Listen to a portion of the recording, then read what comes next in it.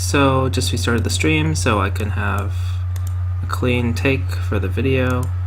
I'm going to be talking about us opening. Probably a lot of people know it, but it hasn't shown up in professional games in a long time. But that's this Kobayashi opening.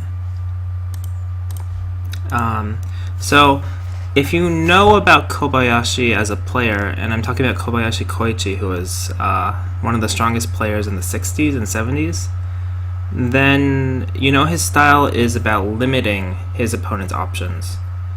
So before we get into the opening itself, let's talk a little bit about this two-space high pincer. So this was very fashionable and very popular in the 30s and 40s, and probably the most popular response now is this one's two-space large knight's jump. And this was actually an invention, I think, of Fujisawa Shuko against Go Seigen. And they played it, I think, a couple times in their 10-game match. Or one of their 10-game matches. Or maybe is it across them, I don't really know. So just so everyone knows, I'm just going to walk through the main line a little bit. Black wants to cut off the two stones and white Hanes. Now, nowadays, white will not play this bump. Although if you're playing on KGS or Taigame or something, this is still the most common variation, so I'll show it. Actually, this is the variation that I want to talk about anyway. And white Hanes and black connects, white pushes, and then white has two options now. White can either play at A or B. And generally it's considered that B is a little bit better when white has the ladder. Of course, if the ladder doesn't exist for white, then it's no good. At the same time, A is locally okay, but it's a little bit of a loss. And it's kind of hard to explain why it's a loss, but if you just finish the Joseki, it's actually very difficult to attack this stone by itself because black has forcing moves here. Also, this turn is always sente for black, so if white plays somewhere else, if black turns, then white still has to defend, or else then black can cut and play this kind of sequence to squeeze white. So the result isn't very good for white because of all these follow-ups that black has. So generally speaking, you want to play B if it's possible. And the only time it's possible is when you have this ladder. So normally after white extends, black can cut. Black can cut even if the ladder doesn't exist, actually. And this is the normal continuation. I've been told that these are good exchanges for endgame by high-ranking, a very strong Insei player. But I don't know exactly why, but I'll play them. Anyway, so the ladder starts from here, and as you can see, the two white stones are on a ladder. Even if the ladder doesn't work for black, oftentimes black can get a good ladder breaker, and you generally only want to play this two-space pincer at the start when you have a good ladder breaker in mind. Okay.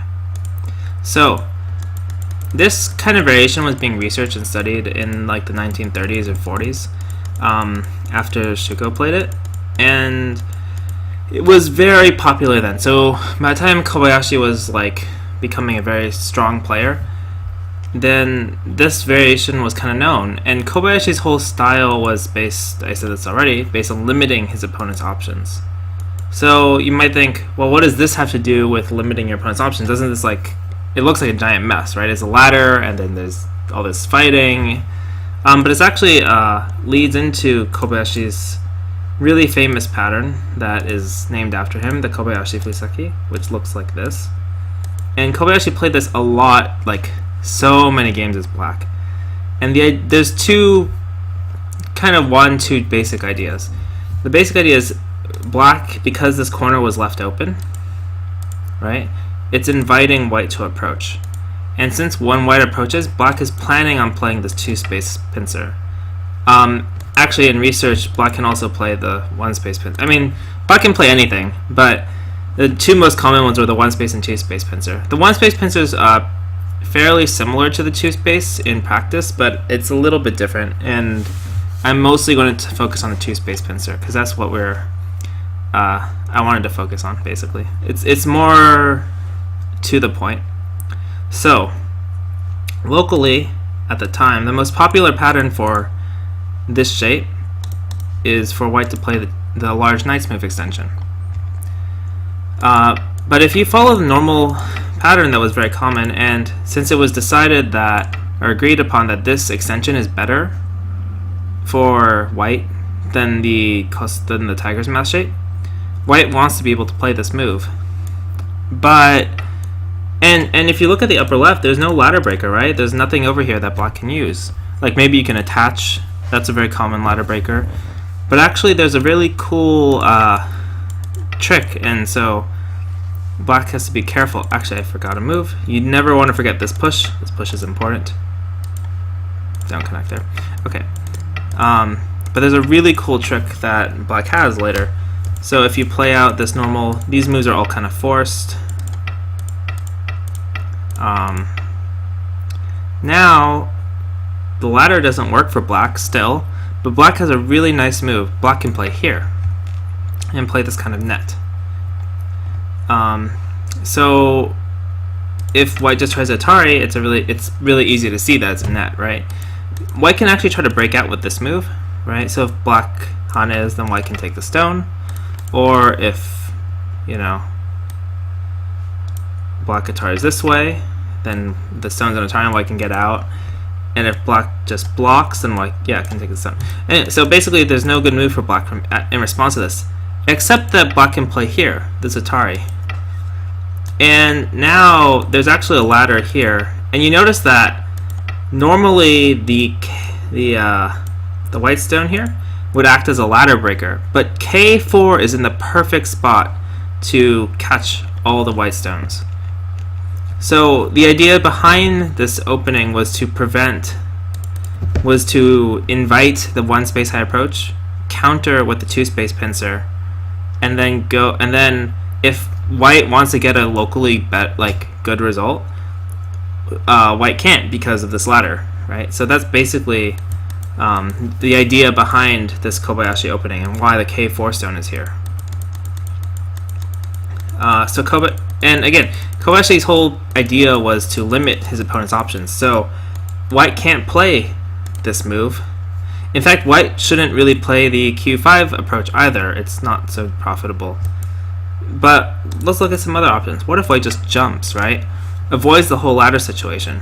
Well, black wants to not get split and jumps.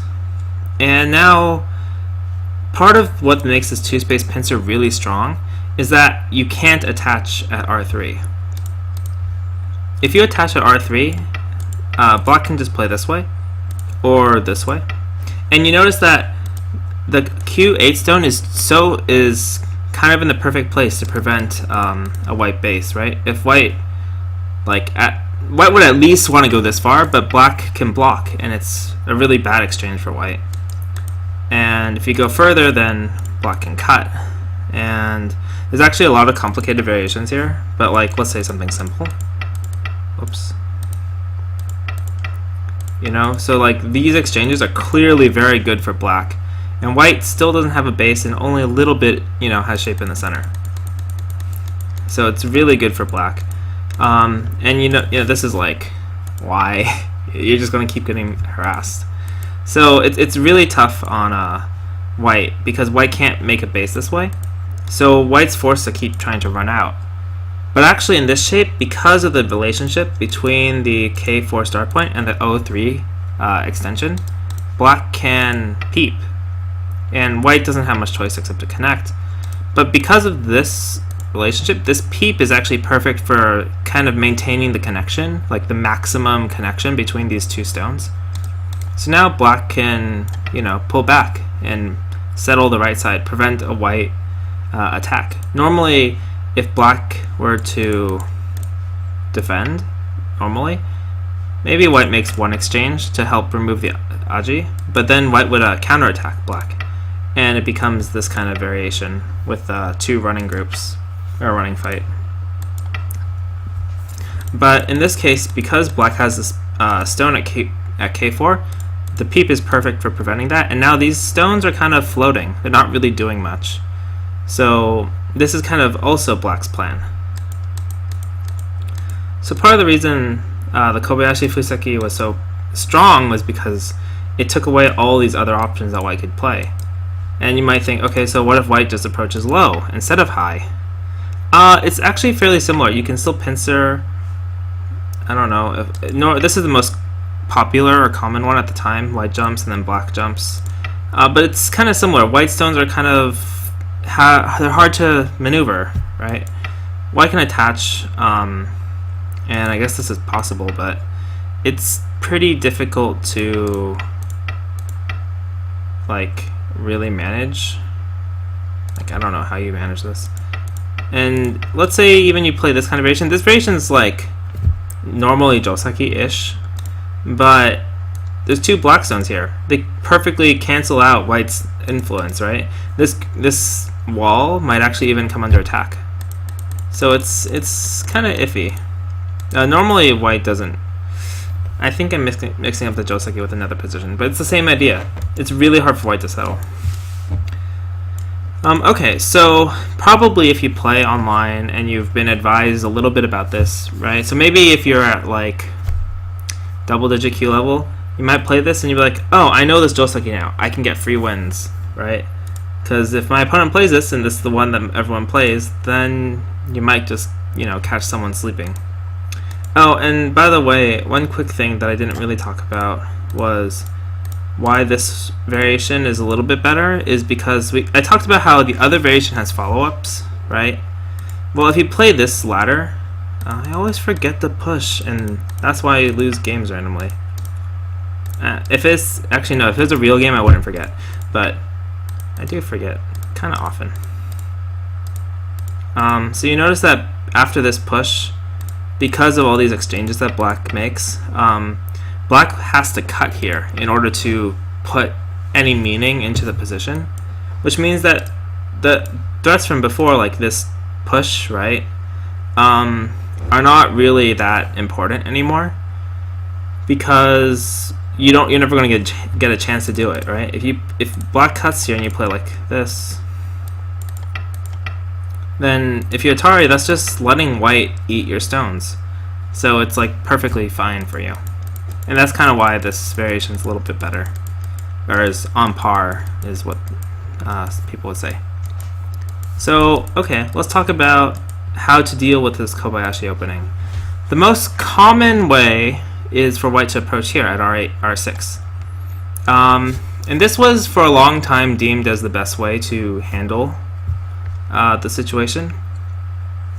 And black would play here. And so there's like actually a fair amount of different variations, the most common of which white slides, right?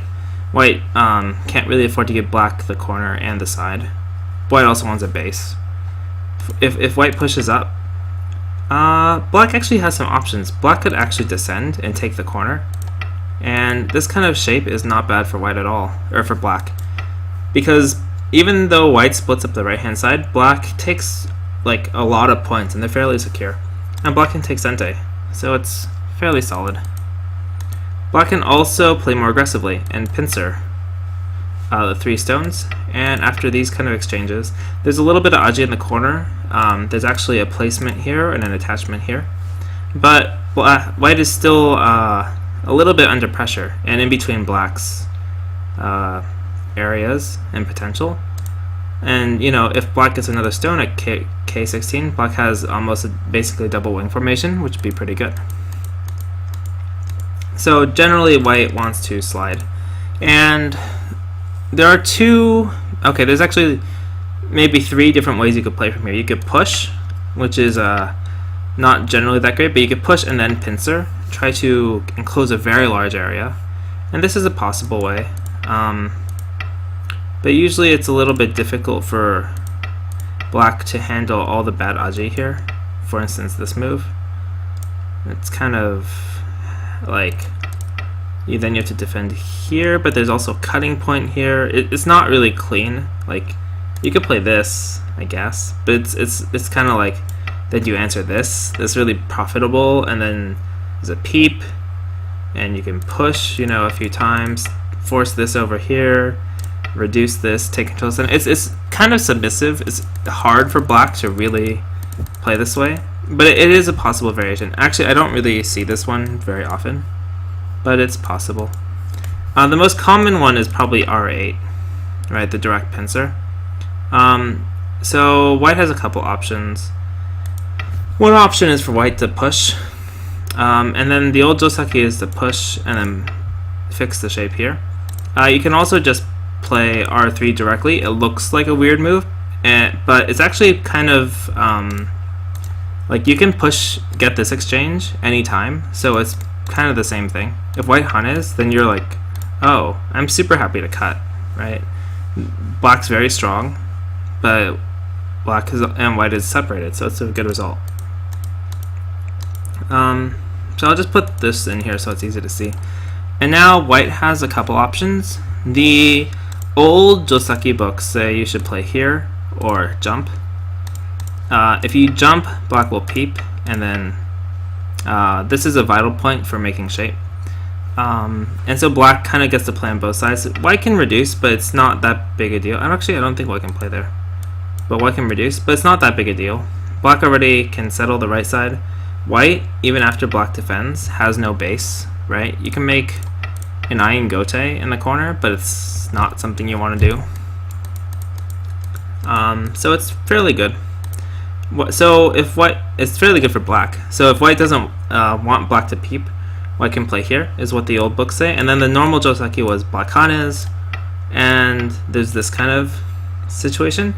And this is kind of an even result. But you actually stop seeing this variation from black because white can actually just play this attachment right away. And now it's a little bit difficult for black to find a response because this peep is not necessarily sente, right? If you already have the stone here, peeping doesn't help, right? It just makes white stronger. And if you hane, then after you extend, white is getting out into the center anyway. And this exchange, you still leave behind a cutting point, so it's not really that great either. So actually, after white found this move, I've been told professional players stop playing this kind of variation as black. So then what do people play now? So instead of the low pincer, you still see this push and then pincer, but I don't really see it all that often, so I can't say much. But you also see the one space high pincer. And this variation, again, because I mostly play on online servers, you don't see this very often. But it's stronger, right? You can see where before, you know, black had a low pincer, white pushed and then could attach on top. Now, the stone is here, so you can't attach on top. But so one variation that came out of this was to play this way. And it looks like a train wreck. Not a train wreck. It looks very messy. And at this point, you're like, what is white doing? White's just, you know, helping black fix the wall. But actually, white has a plan, and the plan involves sacrificing a lot of stones and then coming back here. And now it's almost like, wow, white got this huge, not a huge corner, but a fairly big corner. Black got a super thick wall, but there's also a lot of wasted stones, right? All these stones in here are kind of dame, right? So that's actually it's generally said like if it was an empty board, it'd be good for black because black has basically sealed in white and is very strong, you know. But in this case, the K4 stone is a little bit over concentrated with the black wall, and there's still aji in this stone. So and on top of that, black committed to, when you play this way, you're kind of committing all your points to the bottom. But black still has weaknesses here and is open here, where before maybe black only had the weakness on the left, but not, you know, was sealing white in on the right. So this is actually considered to be slightly good for white. And actually, so because you're seeing like a lot of these variations, they work out really well for white. That's why generally at the very top professional level of play, you don't really see the Kobayashi, or at least these kind of variations from the Kobayashi anymore. Actually, at first it was thought that the R4 move was too submissive, that it was good for white, because it's kind of passive. But actually, these days, this is probably better for black than the other variations. And there's kind of a lot of different ways to play from here. Personally, I like playing this one. Now white is almost forced to play R12. If white plays, like an enclosure, then this extension becomes really powerful. If white jumps, actually Gosegan says you should play this jump. And the reason is because with this jump, white can peep. White basically has to connect. There's not a lot of choice. And then black can defend the bottom side in good shape, right? This is like really well spaced out. And now white has to defend, because if white doesn't add another move, right, so white takes a corner, then this kind of aji is really annoying for white. Now white has no base, and if you try to split, then black just completely splits you apart. So those kind of aji is really difficult. Oh, so what if black R11 before O17? R11 before O17. Yeah, so you can play this way too. You can play this way, and then probably white will play here. No, so now black peeps, right? The idea is that if you play this peep later, like if you already had a stone here, and then you peep, then white will not block on the outside, because white will need another move, but white will just defend the side instead. So you peep before you defend, and then you go, whoops. Then you extend, then white adds a move to defend. This is possible too.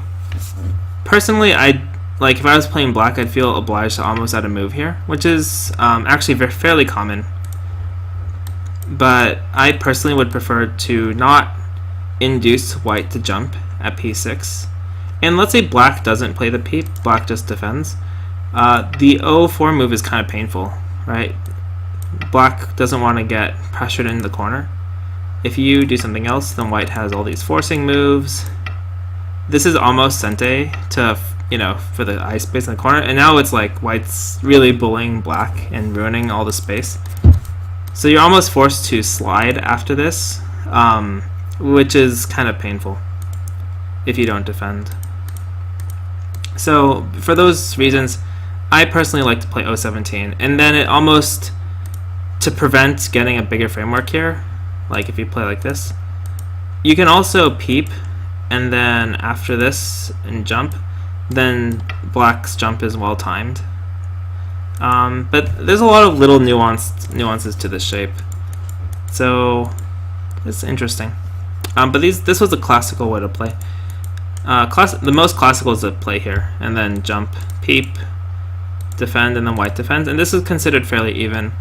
Different players in history, some players like to play R14 because it makes all the shape is fine, but it's a little bit conservative, and white can expand further. But it's not bad for black, because black already profited a lot at the bottom. Other players like to enclose this way. It leaves open this area, but this one stone isn't that important. Black can sacrifice it and get a very nice corner, and the benefit of playing this way is that black has a stone facing the top, so it kind of makes it more difficult for white to develop there. Okay, so those are the basic variations of the Kobayashi. These days, because black now will play R4 to put more pressure on white. Well, before that, white can also play high. So before, black would normally pressure white, and if white tenukis now, black can play this move, which is really severe, because if white tries to connect, then black can link up to the R12 stone. So normally white would add a move, and then black would defend, probably. Defend the bottom for the reasons before. And then white might, play elsewhere. Usually this kind of pattern was fairly common for a while. Not the jump, but this kind of pattern was pretty common for a while. But actually there's a better move than the R12 move, and this move was invented by Cho Chi-kun. or no, Li Cheng-ho, one of them. They had a CH in it. I don't remember, but I think it might have been Li Cheng-ho actually, which is to play Q8 immediate, like right away. And normally this is like not considered that great because white can just connect, but actually black can push like this, and white has to defend this cut. This cut's really annoying for white. So white usually defends. And actually these three stones are fairly hard to take advantage of because black has all these friendly stones around. So black can play here. It's kind of the same as before. And now if white wants to take advantage of these cuts, black can actually kind of it's hard to take advantage of them because, you know, you kind of get this shape and it's like, well, white didn't really accomplish much. I used to stream often. I've been really busy recently. Like, I had a midterm. I also was really sick for a while, and then so the reason I haven't been streaming in a while is because I was sick for like a week and a half, and then I wanted to get a new mic because I felt bad that all my videos had terrible fan noise in the background. So now I have a new mic, which is awesome. But then I got really busy with school, basically school, and I've been kind of involved with other local Go activities, so I haven't been streaming as much.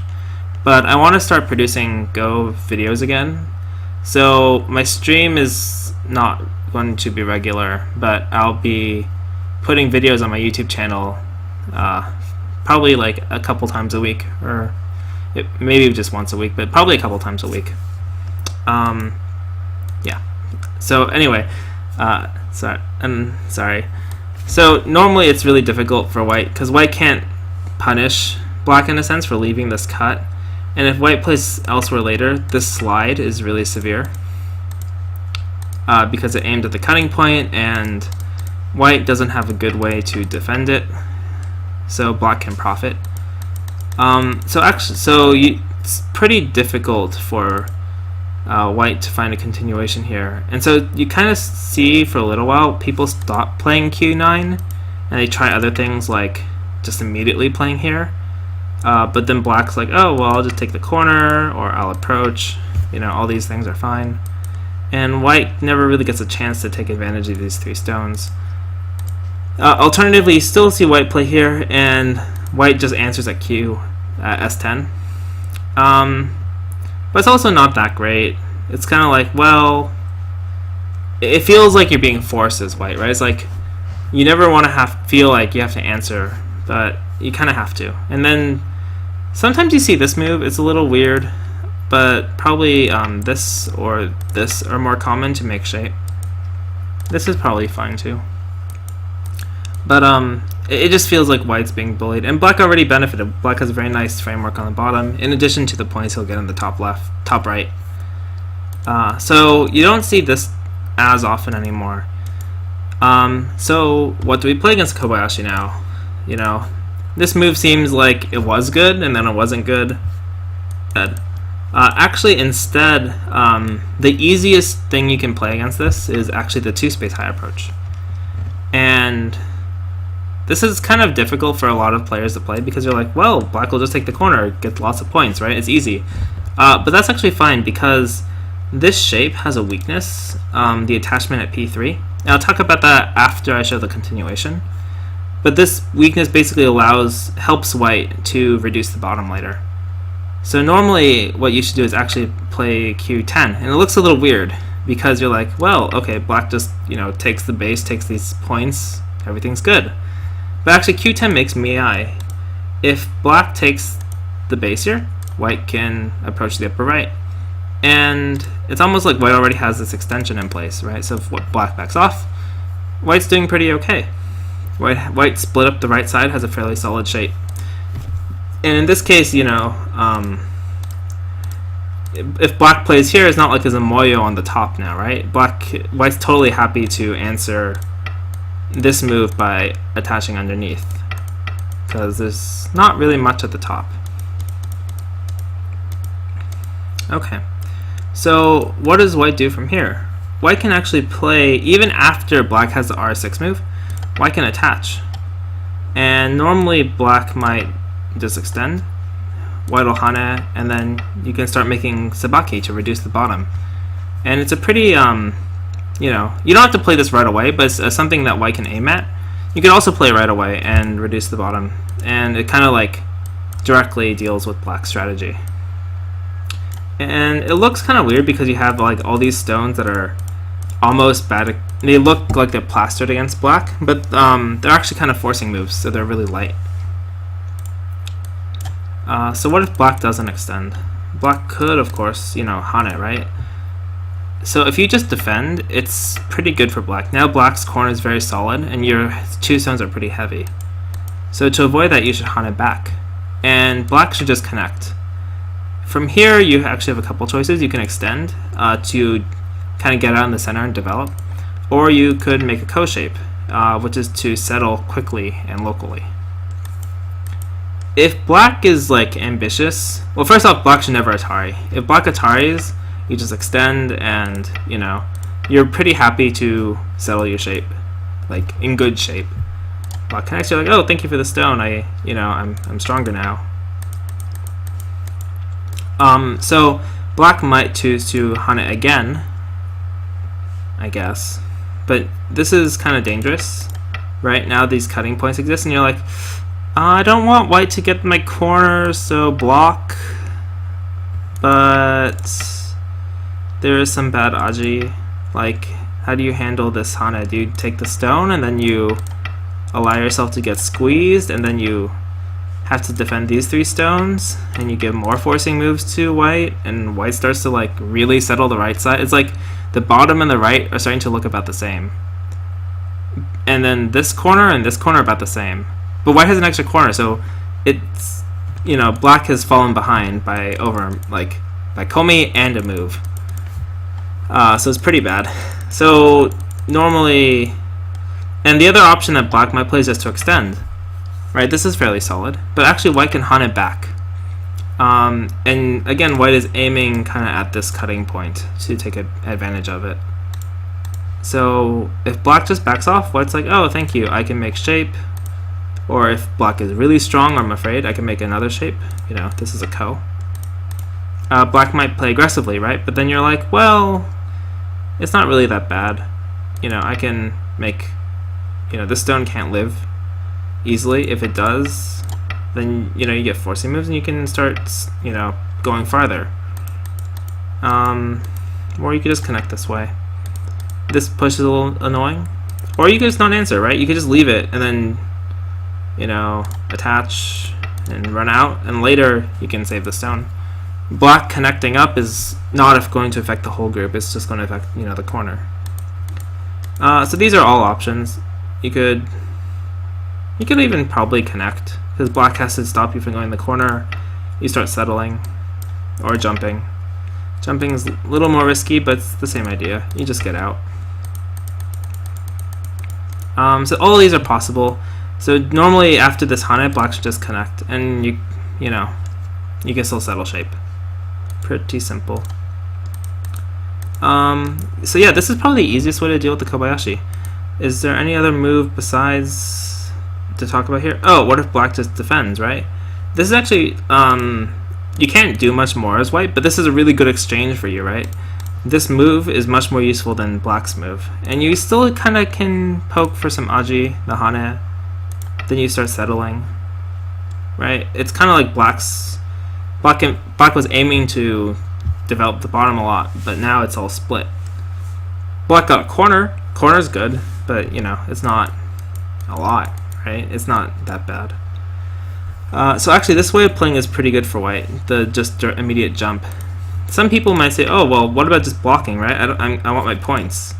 But actually, after black pushes, you kind of have to extend. Otherwise, black will hane at the head of 2 stones. And then black could pincer. And it's kind of similar to that other variation I showed, where if white goes here and then white pushes, then black can just descend, and you're kind of forced to extend, and black can pincer. And white won't die. Like, white has a lot of cool other moves, like this this throw-in or this attachment probe are both very strong. But black is really happy to get this kind of good shape, right? All his stones are working well together. Whereas even though these white stones won't die, the influence is kind of difficult to use because of this stone over here. So nowadays the easiest way to play, and I think I saw this in a recent game actually, it's pretty rare to see Kobayashi these days. But I think Iyama played as white this way against someone. I don't remember the result, but you know, it makes sense. It's the most both easiest and most modern way, and the result's really good. It's really simple and easy to play. So I encourage everyone to try it if you run into people playing the Kobayashi. Anything else? Oh, so the Kobayashi originally started, limiting white's ability to play this stone. And actually, before people started playing this 2-space high approach, that's actually part of the reason people started switching over to playing the mini Chinese. They said, oh, well, I'd much rather have this stone facing this way, preventing a white approach here, compared to, the stone facing this way. Because this still prevents, a immediate approach, as we were saying, but it's, it opens up this approach and other possibilities. So why not just make it even more difficult? Or it's kind of the same idea. And that's kind of why the mini Chinese is really popular now. It's the same idea, but just a much stronger shape to work with. Okay. That's basically all I wanted to talk about today. Hopefully I'll be making more videos soon. But I just thought this was an easy topic and something that probably a lot of people see, especially at the lower Q ranks or mid Q ranks, because at the high level people don't play Kobayashi that often, but it's a really especially for Western Go players, I think it's fairly common because it's an opening with a name, right? So it's like Sanrensei or Chinese Fuseki. It's an opening with a name, so a lot of new players or players who know Western Go literature will say, oh, this is the Kobayashi Fuseki, it's this shape, and people play it a lot. So I thought it'd be useful for people to know. Okay, can I link my YouTube channel? Yeah, my YouTube channel, I can link it. It's actually just youtube.com/c/Tyler Oyakawa. I have been fortunate enough to get my own name, but yeah, this will be the first video with good audio, so sorry for your ears, but I hope the content is useful. Okay, anyway, that's it for today. Thanks for tuning in, and I'll be streaming and putting up more Go content soon. Bye.